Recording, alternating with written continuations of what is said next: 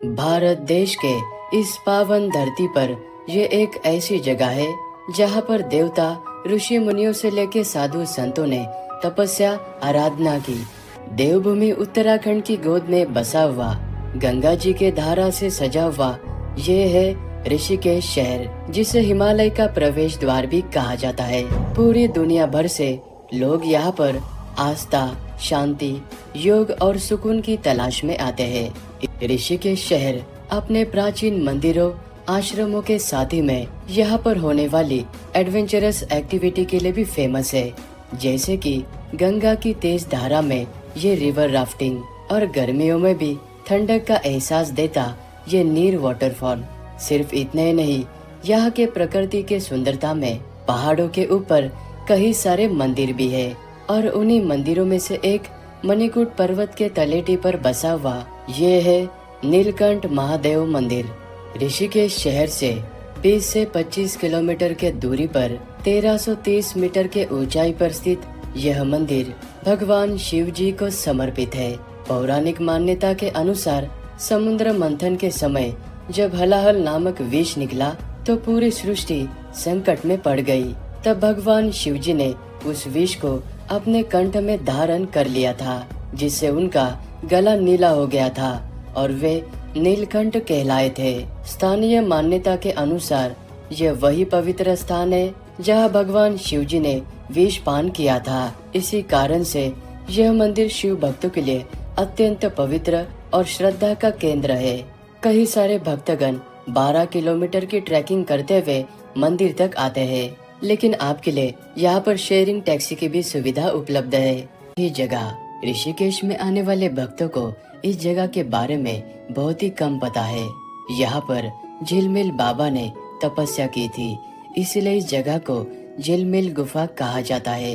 ऐतिहासिक काल के समय में कई गुरु, पीरों, साधु महात्माओं ने यहाँ पर तपस्या की थी। यहाँ के बाबा ने हमें बताया कि 2000 वर्ष पहले यहाँ पर गुरु गोरखनाथ जी ने भी तपस्या की थी और कुछ मंत्रों की सिद्धियां भी यहाँ पर की गई थी। यहाँ पर हनुमान जी की ये गुफा भी है। झिलमिल गुफा से लगभग 400 से 500 मीटर की पैदल दूरी पर ये गणेश गुफा स्थित है। ये पवित्र जगह भगवान गणेश जी से जुड़ी हुई है, इसीलिए झिलमिल गुफा में आने वाले भक्तगण यहाँ पर भी भगवान गणेश जी के दर्शन करने आते हैं। और साथ ही में गुफा के आसपास में कई सारी हरियाली और सुंदर पहाड़ है, तो भगवान जी के दर्शन के साथ ही में यहाँ पर प्रकृति का भी सुंदर दर्शन हो जाता है। और ये है ऋषिकेश शहर का सबसे प्रसिद्ध राम झूला, जो कि गंगा नदी को एक किनारे से दूसरे किनारे तक जोड़ने वाला ये एक सस्पेंशन ब्रिज है, जिसे 1986 में बनवाया गया था। और इस राम झूले के उस पार जाते ही कुछ कदम चलते ही आपको गीता भवन और ये परमार्थ निकेतन आश्रम नजर आएगा, जो कि ऋषिकेश शहर का सबसे बड़ा और प्रसिद्ध आध्यात्मिक आश्रम माना जाता है। इस परमार्थ निकेतन आश्रम की स्थापना 1942 में स्वामी सुखदेवानंद महाराज जी ने की थी। शुरुआत में यह स्थान कुछ छोटी कुटिया और साधना स्थल के रूप में बनवाया गया था, लेकिन समय के साथ ही में यह एक आध्यात्मिक संस्थान बन गया, जहाँ पर सेवा, योग, ध्यान और आने वाले भक्तों को रहने के लिए 1000 से भी अधिक यहाँ पर कमरे हैं। यह आश्रम गंगा नदी के किनारे पर स्थित है, तो यहाँ पर बहुत ही खूबसूरत शाम के समय में माँ गंगा की आरती भी होती है और साथ ही में ध्यान सत्र, सुबह की प्रार्थना, सत्संग, शाकाहारी भोजन, प्रवचन, इस तरह का आध्यात्मिक अनुभव लेने के लिए भक्तगण इस आश्रम में आते हैं। और यहीं पर जो गीता भवन है, यहाँ पर भी भक्तगणों को रहने के लिए कई सारे कमरे बने हुए हैं और भक्तगण यहाँ पर जो 50 रुपए में भक्तों को भोजन थाली मिलती है, वो ग्रहण करने के लिए भी कई सारे भक्तगण गीता भवन में आते हैं। जैसे जैसे दिन ढलने लगता है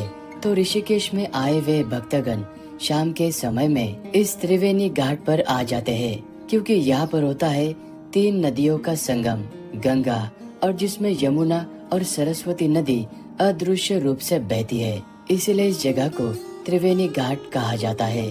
और यहीं पर शाम के 6 बजे के बाद में होती है माँ गंगा नदी की भव्य आरती, जिसमें शामिल होने के लिए हर कोई आना चाहता है।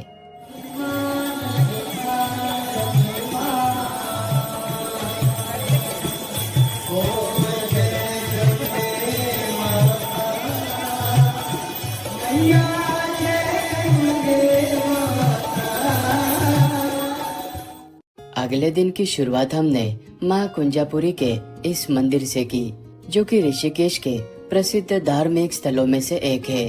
पौराणिक मान्यता के अनुसार यह 51 या कुछ ग्रंथों के अनुसार 52 शक्तिपीठों में से एक देवस्थान है। ऋषिकेश से लगभग 25 से 26 किलोमीटर के दूरी पर टिहरी गढ़वाल जिले के एक ऊंची पहाड़ी पर लगभग 1600 मीटर के ऊंचाई पर स्थित यह मंदिर माँ दुर्गा को समर्पित है।